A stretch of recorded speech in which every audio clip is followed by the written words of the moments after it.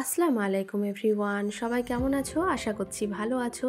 আর ধীরে ধীরে মনে হচ্ছে ঠান্ডাটা বেশ ভালোভাবে পড়তে শুরু করলো, যার জন্য মানে আমি যে বাচ্চাগুলোকে ছাদের উপরে নিয়ে গিয়ে একটু খেলাধুলো করব, তারও মানে আজকে সেই পরিস্থিতি হয়নি। আসলে ছাদে এত হাওয়া বইছিল, আর হাওয়ার মাঝে নিয়ে গেলে ওদের চোখ দিয়ে জল, নাক দিয়ে জল এসব পড়তে শুরু করবে, যার জন্য আজকে পুরো দিন নিচে ঘরের ভেতরে এরম করেই কাটাতে হলো।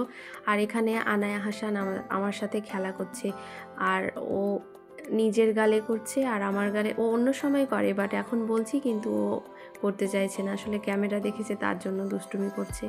যাই হোক, তারপর আজকে দুপুরবেলার মেনুতে আয়াতের আব্বু পেয়েছিল বেশ বড় বড় গলদা চিংড়ি। আর চিংড়ির রেসিপি আমি আগে বহুবার দিয়েছি, তোমরা আগের ভিডিওগুলো দেখলে বুঝতে পারবে।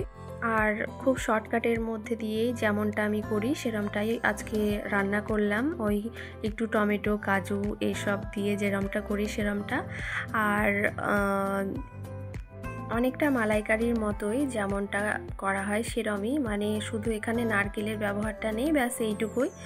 আর সব মিলিয়ে রান্নাটা যে খুব খারাপ হয়েছিল তা নয়, ভালোই হয়েছিল। গরম ভাতে এরম চিংড়ি, আর তারপর আবার শীতের দিন।